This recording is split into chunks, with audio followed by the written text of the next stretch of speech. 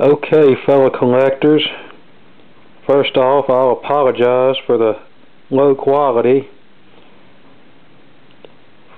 Photographer I'm not, but anyway, this mysterious gray box that you see in front of you is called a talking book record player.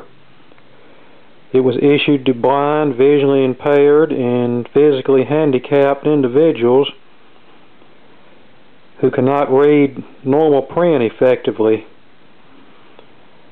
These machines were around from the 1930s up until around 2000 in various forms, at which time they converted everything to cassette tape, and now they're switching from cassette tape to digital cartridges. So let's have a look and see what's under the hood here.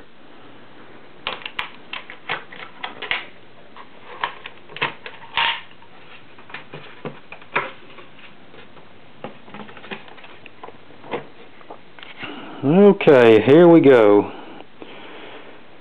This record player looks similar to some commercial models, but as I will explain, there are some differences between these machines and commercially available models.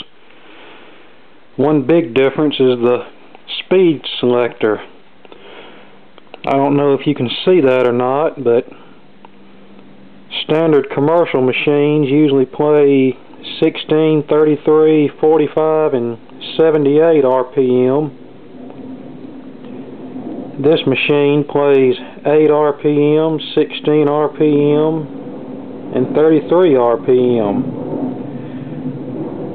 33 RPM being for the first talking books that were available from the 1930s up until around 1960 or so.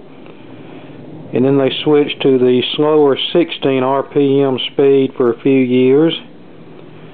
And then they went to the 8 RPM speed until the end of talking book record production. Okay, some other features here. You'll notice these two guides at the rear of the turntable.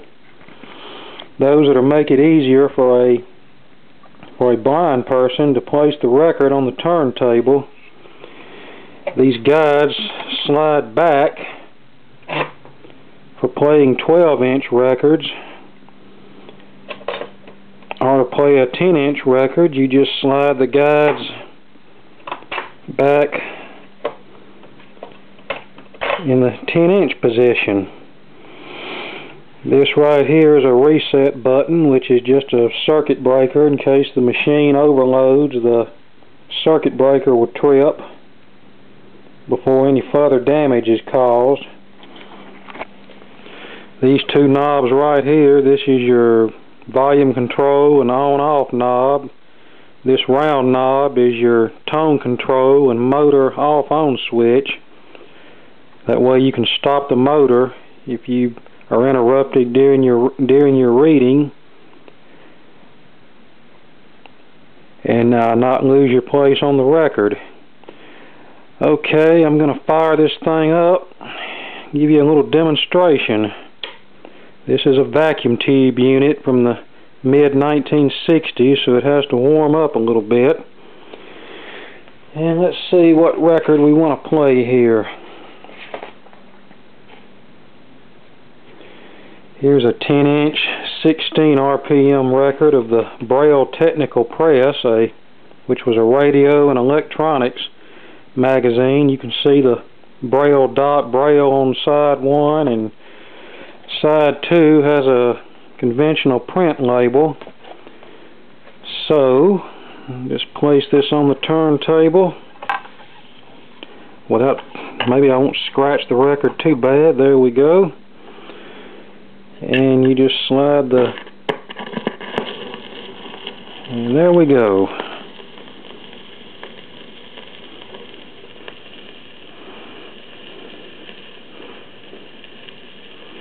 The Braille Technical Press, October 1972.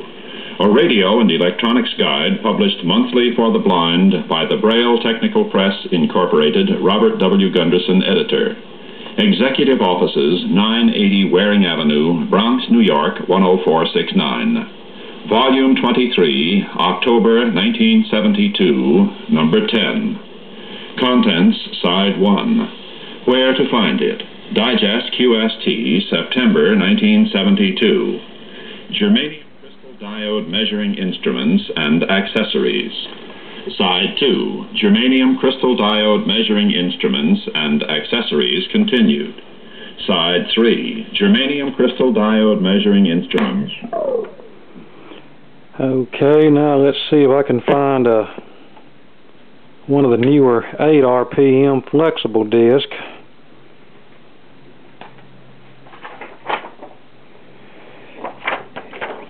Here we go, one of the last magazines that the Library of Congress issued in FD format, starting in January of 2001. Everything shifted to cassette. So we'll just place this on the turntable, switch the speed selector to 8 RPM, turn the motor back on.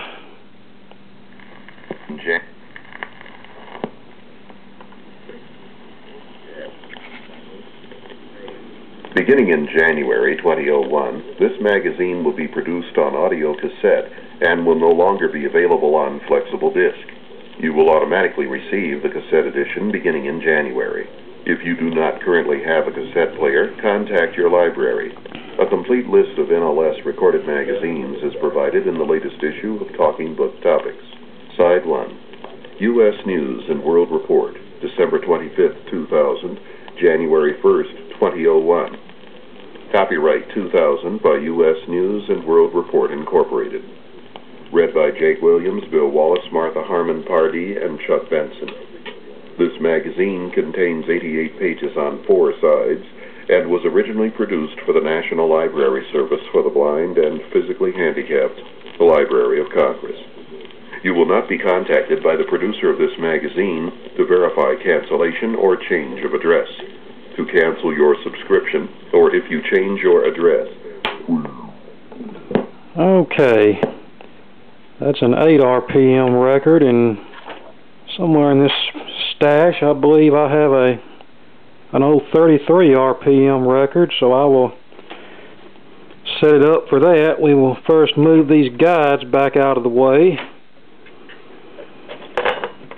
and set this to 33 RPM, and here's our record.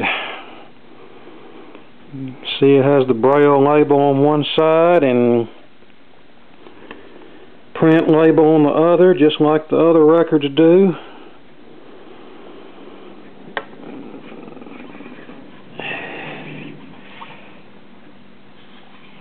There we go. Turn the motor on.